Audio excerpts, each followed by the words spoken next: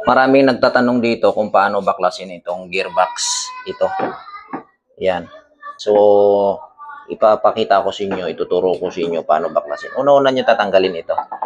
Itong kanyang drain, dito yan, nakalagay. So, dahil may thread naman yan siya, luwagan nyo lang. Tapos matatanggal nyo na. Napakadumi.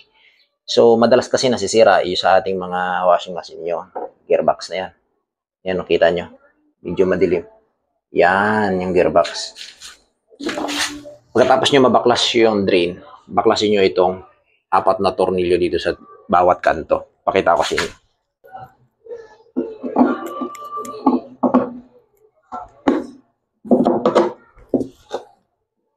Minsan, mahirap baklasin kapag lalo na pag matagal nang hindi nakakalas. Kasi, makalawang.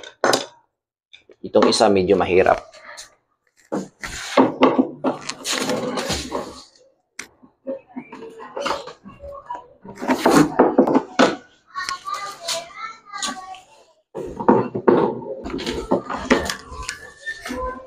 Iyon. Ano lang problema natin yung isa?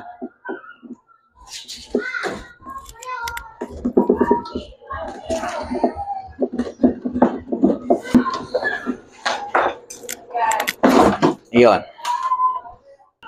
Nakalasan natin mga boss. Yan, nakalasan natin, no? So, ganyan lang naman ang pagkalas nito. I-dadaplis nyo lang. Basic lang naman ang pagkalas nito. Tapos, siyempre, madumi ito. Yan, napakadumi, oh. Meron siyang ditong 4 na tornilyuhan. Yan, baklasin mo lang din ito. Okay, pero bago pala natin kalasin yan, nakalimutan ko baklasin yung dito, mga boss. Meron, tanggalin pa pala natin yung spinner. Yan, yung spinner, kailangan natin mabaklas yun. Nakalimutan ko kanina, no? So, dapat pala, unahin natin baklas yung spinner. Yan, kasi hindi natin yan makakalas. Hindi natin makakalas doon sa likod kung hindi natin mabaklas yung spinner. Yan pala ang una-una nating baklasin kanina. Nakalimutan ko lang ituro sa inyo doon sa bandang hulihan. Pero, first step, bago kayo magkalas ng gearbox, baklasin nyo muna yung spinner, ito. Kasi katulad niya, nabaklas na yung puwet, mahirap na siyang itayo, hindi mo na siya maitatayo. So, kailangan lang natin tong baklasin muna, hindi makabaon yung ating Phillips screw.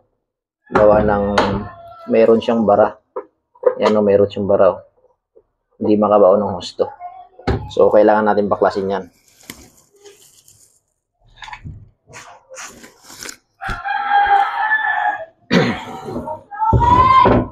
Medyo mahirap lang talaga siya baklasin.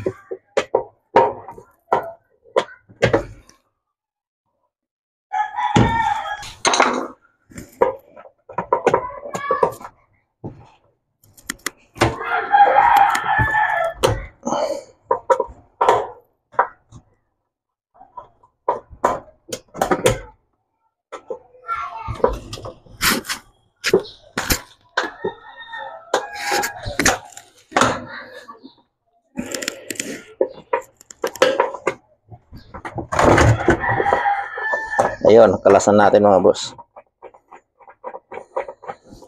Kailangan lang kasi makabaon. Ayun, baklasan natin. Paano naman tanggalin to?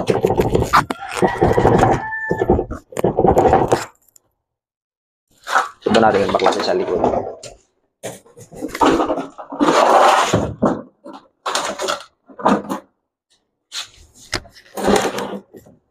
Meron siyang 4 na tornilyuhan dito. Kailangan lang natin tiyagain na makalas to.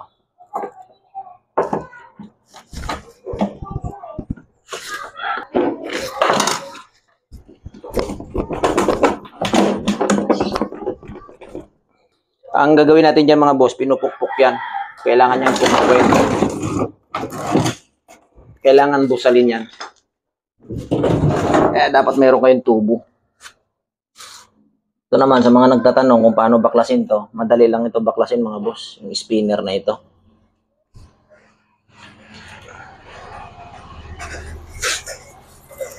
Gagawin lang dyan, lalagyan nyo lang ng ganyan, no? Oh, baklas na yan.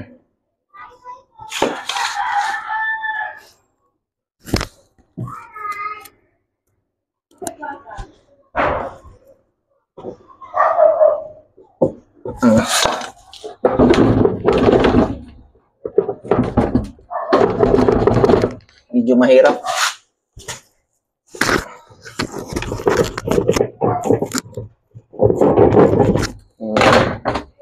So, ganun lang, oh. Yung ginawa ko, nilagyan ko ng tornilyo para mabaklas siya. Tapos, pwede nyo na ulit tanggalin yan. Kuwan lang yan, kumbaga mayroon ko lang paghahawakan. O, di ba? Kalas na. So, yan. Bubuljakin mo yan dyan. Bubuljakin mo yan, kuha ka ng martilyo.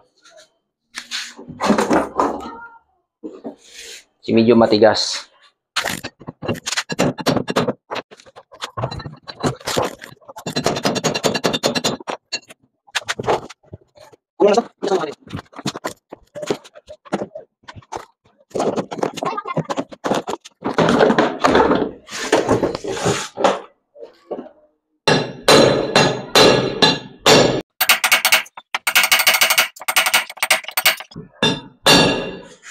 Grabe tigas mga boss. Yung kanyang kwan matigas sobra. Yung gearbox niya.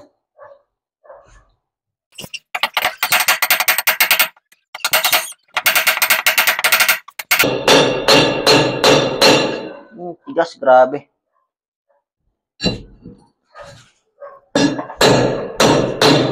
Yun. Grabe ang kunat eh.